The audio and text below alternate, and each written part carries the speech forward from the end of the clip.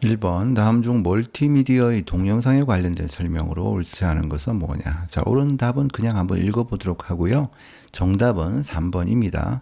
우선 미디는 동영상 압축 기술도 아니고 애플사에서 개발한 동영상 압축 기술은 MOV죠. 마이크로소프트는 4번에 있는 것처럼 AVI를 얘기를 하고요. 자, 미디는 뮤지컬 인스트루먼트 디지털 인터페이스의 약자를 얘기하고 전자음악 장비끼리 혹은 전자음악 장비와 컴퓨터 사이에서 디지털 신호를 주고받기 위해서 만들어진 표준 규격을 얘기합니다. 예를 들어서 이런 신시사이즈 같은 장비로 음정 신호, 강약 신호 이런 것들을 컴퓨터에 넣고 이것을 큐베이스 같은 소프트웨어를 통해서 시퀀싱해서 완성하게 되죠. 다소 거리가 있지만 시퀀싱은 편곡 작업 정도로 이해하면 되겠습니다. 자, 나머지 옳은 것들도 정답으로 출제될 수 있으니까 꼭 읽어보도록 합니다. 2번 다음 중 멀티미디어 그래픽과 관련해서 렌더링 기법에 대한 설명으로 옳은 것은 뭐냐. 1번 제한된 색상을 조합해서 새로운 색을 만드는 기술이다. 자, 1번은 디더링에 대한 설명이죠. 자, 예를 들어서 회색을 표현하고 싶다. 그런데 흑과 백 제한된 색상밖에 없다. 자, 그럴 때는 흑색 도트와 백색 도트의 비율을 잘 섞어서 다양한 개조라는 것은 색의 농도 차이를 얘기를 하죠. 자, 이렇게 하면 다양한 회색으로 보이게 할 수 있습니다. 2번 두 개의 이미지를 부드럽게 연결해서 변환하는 기술이다. 자, 이게 바로 모핑이라는 기술에 대한 설명이 되겠고요. 3번이 정답이죠. 3차원 그래픽에서 화면의 그림 물체의 모형에 명암과 색상을 입혀서 사실감을 더해주는 기술이다. 자, 이게 바로 렌더링에 대한 설명이고요. 4번 그림의 경계선을 부드럽게 처리해주는 필터링 기술이다. 4번은 안티 에일리어싱에 대한 설명이죠. 자, 이렇게 경계선 부분에 나타나는 계단 현상, 에일리어싱을 안티, 즉 뭉개는 것을 말합니다. 결과적으로 부드럽게 경계선이 보이게 되는 효과가 있겠죠. 3번입니다. 다음 중 컴퓨터 보안 기법의 하나인 방화벽에 관한 설명으로 옳지 않은 것은, 이 문제 아주 자주 출제되고 있죠. 우선 여기 4번이 제일 중요합니다. 내부의 불법 해킹은 막지 못한다라는 점을 꼭 기억해 두고요. 자, 그러면 자연스럽게 1번이 정답이 되죠. 왜냐? 내부에 있는 어떤 사람이 전자메일에 바이러스가 첨부된지 모르고 열어보거나 피싱 사이트를 열어보는 것은 어쩔 수가 없겠죠. 4번입니다. 다음 중 컴퓨터 바이러스의 특징으로 옳지 않은 것은 뭐냐? 첫 번째, 디스크의 부트 영역이나 프로그램 영역에 숨어 있다. 자, 그럴 수 있죠. 자신을 복제할 수 있으며 다른 프로그램을 감염시킬 수 있다. 컴퓨터 바이러스의 정의이자 특징이 되겠습니다. 3번, 인터넷과 같은 통신 매체를 통해서만 감염된다라고 했는데 불법 복사물을 통한 감염도 왕왕 있습니다. 불법 CD, 불법 USB 이런 것들을 통해서 감염될 수도 있겠죠. 통신 매체가 아니어도 감염될 수 있다라는 점 분명히 알아두도록 합니다. 네 번째, 소프트웨어뿐만 아니라 하드웨어의 성능에도 영향을 미칠 수 있다는 점도 알아두면 되겠죠. 속도가 느려지잖아요. 하드웨어의 성능에도 영향 미칠 수 있다는 점 알아두도록 합니다. 5번입니다. 다음 중 사물 인터넷에 대한 설명으로 옳지 않은 것은 뭐냐?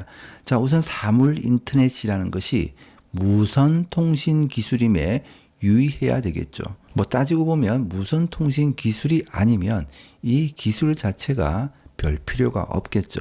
자, 그런데 2번을 보면 이더넷이라는 용어가 등장하게 되죠. 자, 이더넷이라는 것은 뭐냐? 유선 네트워크 배선 방식을 말합니다. 자, 무선이어야 한다라고 했죠. 그래서 2번이 답이고요. 나머지 옳은 보기들도 꼭 읽어보도록 합니다. 6번입니다. 다음 중 웹 브라우저를 이용해서 실행할 수 있는 기능에 대한 설명으로 옳지 않은 것은 뭐냐? 자, 최신 버전의 웹 브라우저와 맞지 않는 내용이 있어 생략하도록 하겠습니다.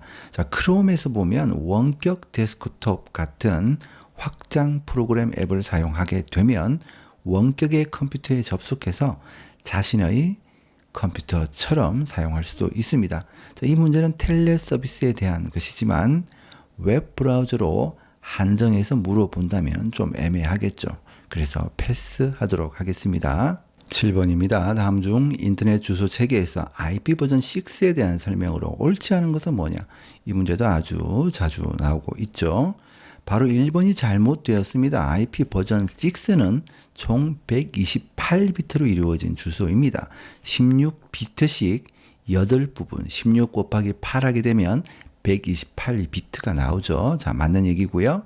그리고 각 부분은 콜론으로 구분이 됩니다. 자, 일본에서 말하는 이 점으로 구분되는 주소는 지금 우리가 사용하고 있는 IP 버전 4의 주소를 얘기하고 있다. 이렇게 이해하면 되겠습니다. 8번입니다. 다음 중 정보를 전송하기 위해서 송수신기가 같은 상태를 유지하도록 하는 프로토콜의 기능을 의미하는 것은 뭐냐? 자, 우선 통신 프로토콜의 기능은 단편화와 재합성, 캡슐화, 연결 제어, 흐름 제어, 오류 제어, 순서 결정, 주소 결정, 동기화, 다중화, 전송 서비스 등이 있는데 그중 문제 지문에 나온 같은 상태라는 것에 주목해야 되겠습니다. 흔히 우리가 싱크를 맞춘다 이런 얘기 많이 하죠. 싱크로율이 높다 이런 표현도 많이 사용하잖아요. 결국 정보를 일치시킨다는 의미이고요. 통신 시작부터 중간 단계, 통신 종료 시점까지 체크 포인트를 두고 일치시켜 나가는 것을 말하는 것이죠. 9번입니다. 다음 중 컴퓨터 소프트웨어의 개발을 위한 객체 지향 언어에 대한 설명으로 옳지 않은 것은 뭐냐?